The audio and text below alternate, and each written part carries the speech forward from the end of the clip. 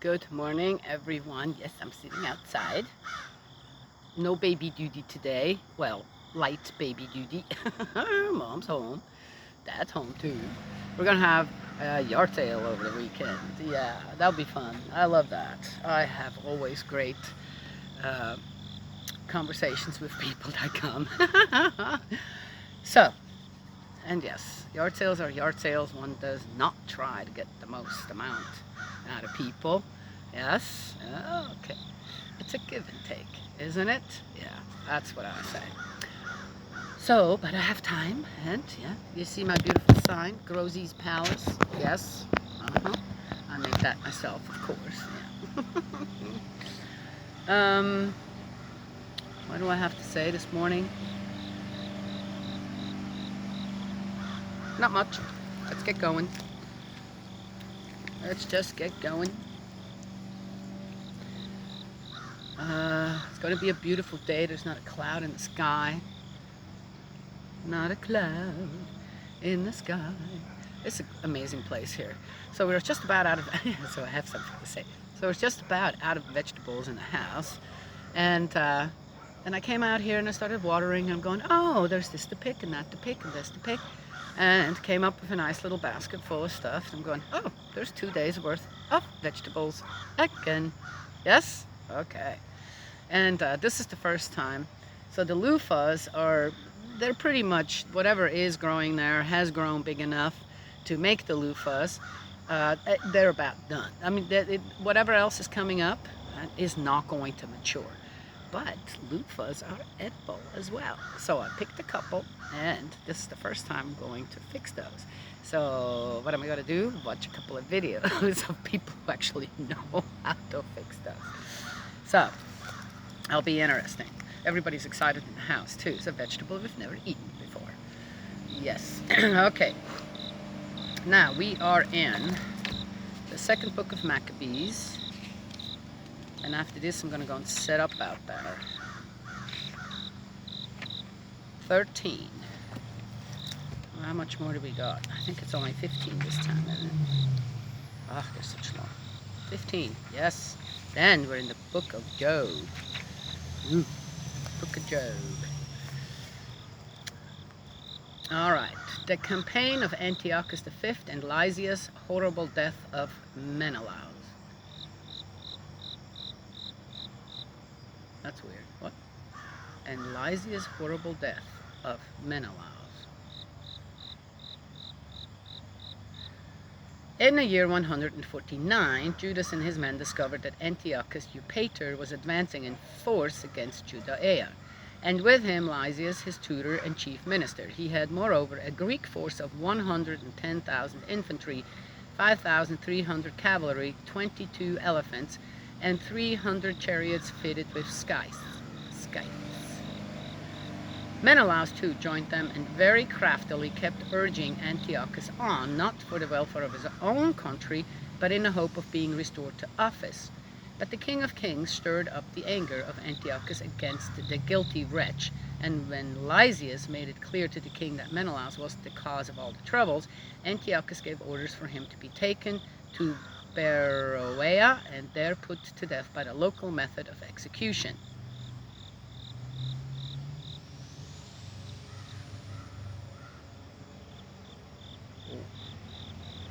So Menelaus was the one that died.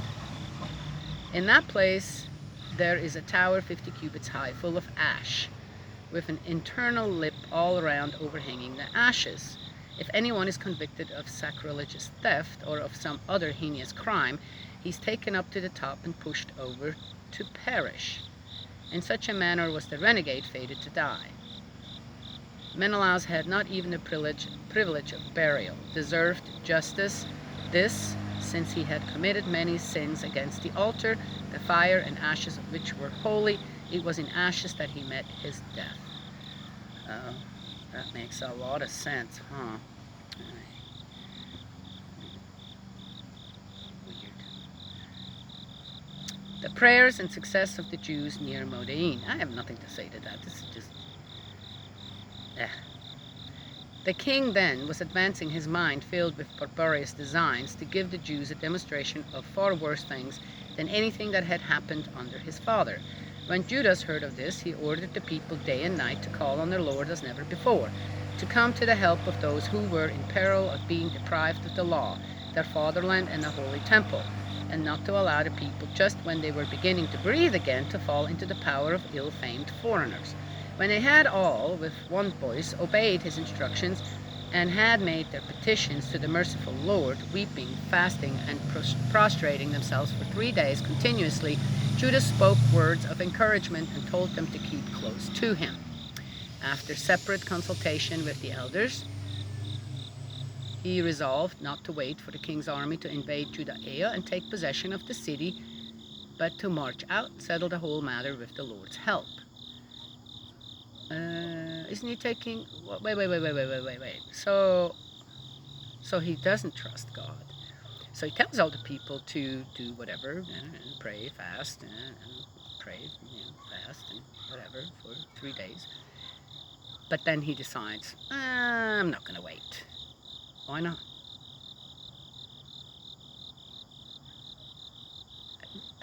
Isn't he asking the people to trust God? Take care of matters? Yet here he goes ahead of time. Well, he has a good reason. It's better to do that than wait. Okay. I don't know. I guess we don't know, because he's already doing whatever he wants to do now, right? Is it really God's will or man's will again that's happening here? Having thus committed the outcome to the Creator of the world, and having exhorted his soldiers to fight bravely to the death for their laws, the temple, the city, their country, and their way of life, he encamped his army near Morin, giving his men the password victory from God. He made a night attack on the king's pavilion with a picked band of the bravest young men. Inside the camp he destroyed about 2,000, and his men cut down the largest of the elephants with its mahout. Having eventually filled the camp with terror and confusion, they successfully withdrew, just as dawn was breaking. This was achieved thanks to the protection which the Lord granted Judas. Okay, let's go with that. Antiochus V negotiates with the Jews. The king, having had a taste of Jewish daring, now tried to capture their positions by trickery. Okay, wait a minute. I thought that it caused such a mayhem, this confusion, that they successfully withdrew. Why would he try again then? How does that make sense? He advanced on Beth-sur, a strong fortress of the Jews, but was checked, overcome, and so repulsed. Judas supplied the garrison with what they needed, but Rhodicus of the Jewish army supplied the enemy with secret information. The man was identified, arrested, and dealt with.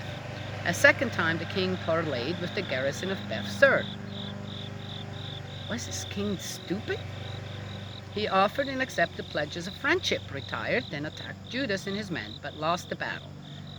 And that's it. Did he lose the battle? He was then told that Philip, left in charge of affairs, had rebelled in Antioch. He was stunned by this, opened negotiations with the Jews, came to an agreement, and swore to abide by all reasonable conditions. Again? Agreement reached, he offered the sacrifice, honored the temple, and made generous gifts to the holy place. He received Maccabees kindly, and leaving Hegemonides to exercise command from the Ptolemies to the territory of the Gerenians, went to Ptolemies. The inhabitants of the place disapproved of the treaty.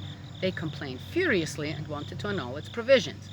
Lysias mounted the rostrum and made a convincing defense of the provisions, which convinced and calmed them and won their goodwill.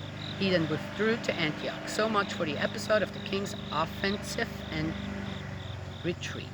Okay, done.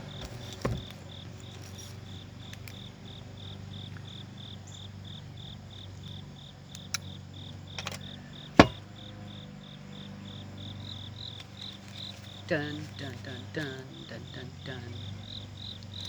So there it is. Another chapter done. Hallelujah. Interestingly enough, in this one, we're getting very little precise information, right? Yes? It goes tuck, tuck, tuck, tuck, from one to the next, right? But the one thing that was put in, for sure, is, again, well, we're winning the battles because. And I don't think that's true. Also, in a way, on how it starts out, where is God's place really among the Israelites? Yes, it's a just every which way, wherever man's will fits God. Yes. Anyway, I've already talked so much about all this. It came up again in a discussion about why it is okay to defend yourself with a gun, and when it is considered murder, thou shalt not kill, a commandment, and when it is just defense. And, of course, it makes all sense, really, when it comes down to it here on Earth. But sadly, that's not how it works in spirit world. And the excuses there, thou shalt not kill, is thou shalt not kill. That is that. Human beings.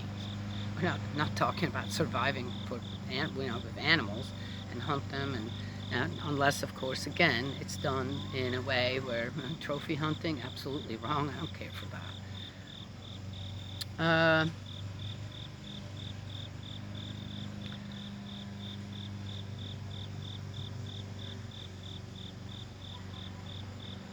In spirit world, where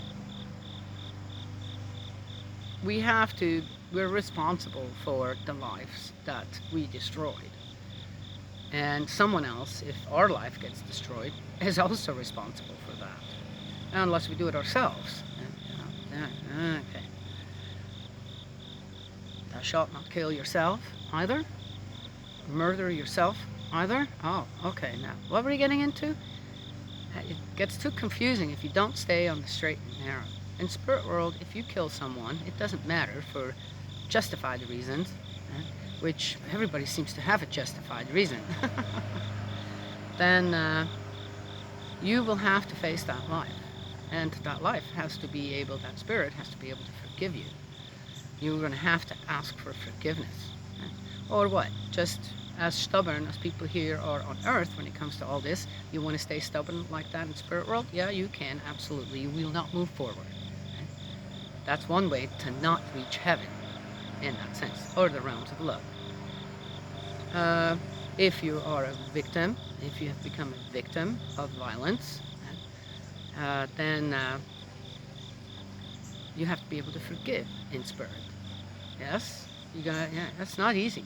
It's not easy to ask for forgiveness of a spirit that is mad at you now because you've taken a life. It doesn't matter how it happened. Yes?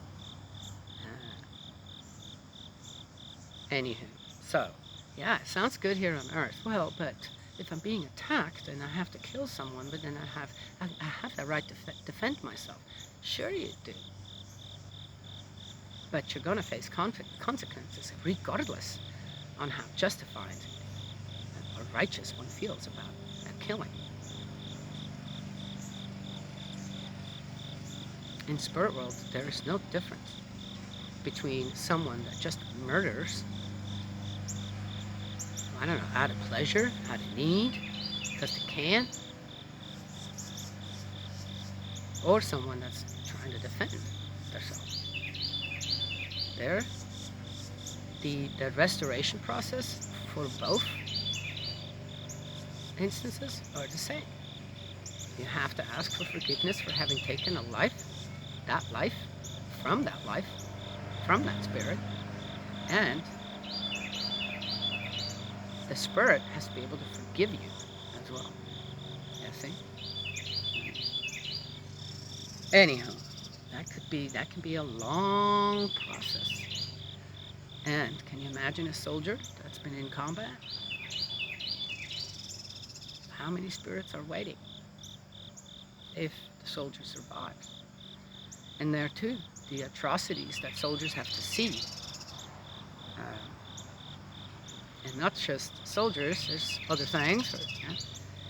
They too, they stick in people's hearts. And one has to be able to forgive the perpetrators as well. In spirit world, you have no choice if you want to move into the realms of love and be with your loved ones who didn't do things like that, didn't have to do things like that. How much of a slave are you out there? To what exactly? How much is actually being talked about the common people here and how okay they are with all this? All right, just saying. Right? Yes? So,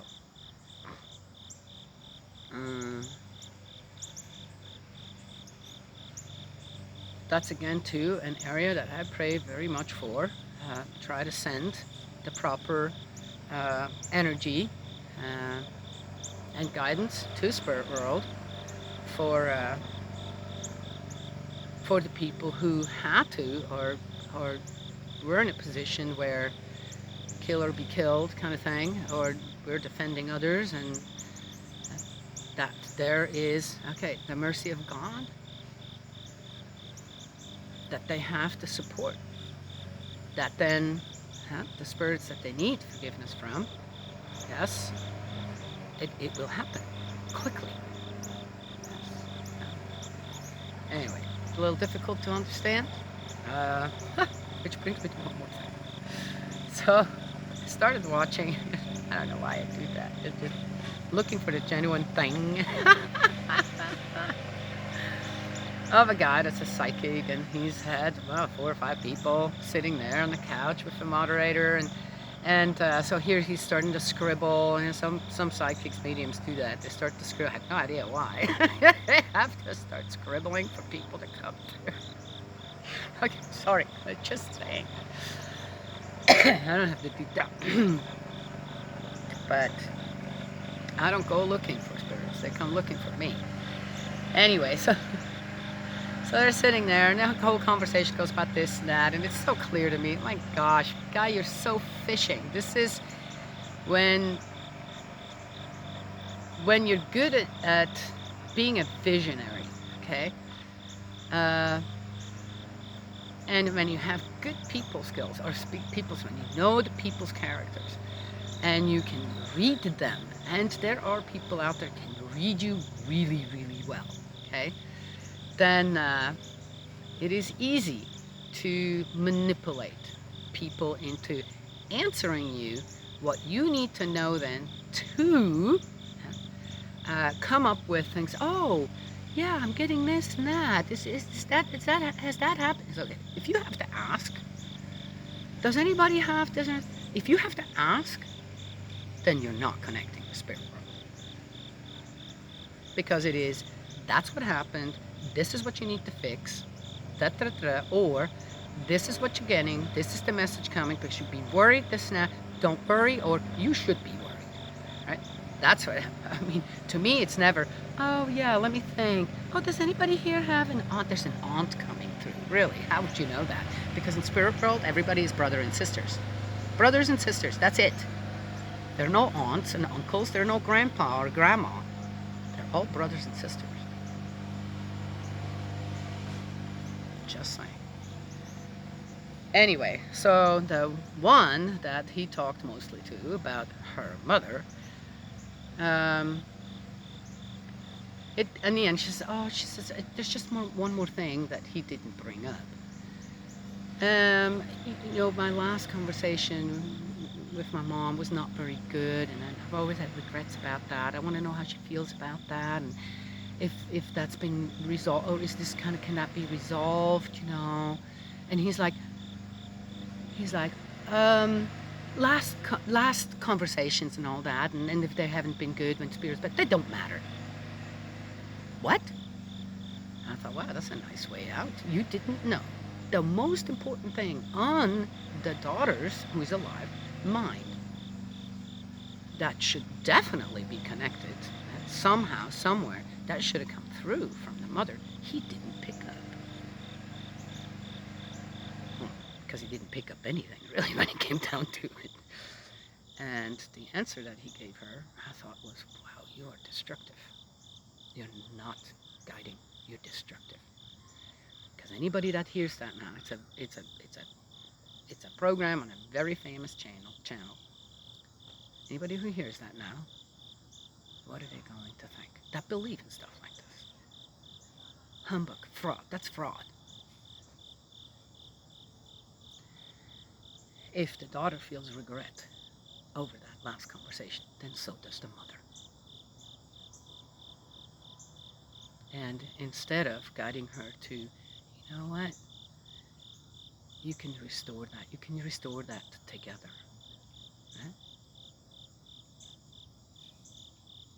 And give her some kind of condition to do that. No, he gives out what? He influences now everybody out there. It doesn't matter. Have that big last fight.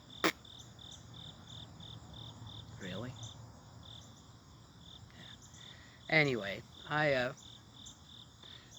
watched a one episode and that came up kind of towards the end, and I thought, wow, I almost gave you at least some benefit of the doubt, and that destroyed it all. That told me this guy is 100% fake, and I have no idea what he communicates with, but it isn't the spirit world that I know. So, anywho, interesting. Scribbling. I thought, maybe I'll try that out. Hey guys, you gonna show up now? Oh, do it right now. No, I'm not gonna do that. I don't need to do that.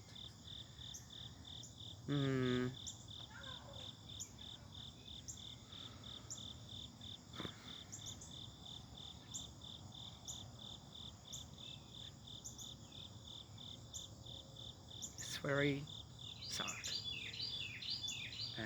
to me to see also stuff like that, because the credibility then that some people who really truly have that give and take of spirit world have does not find its way then into the people's heart, into people's heart to mind, okay?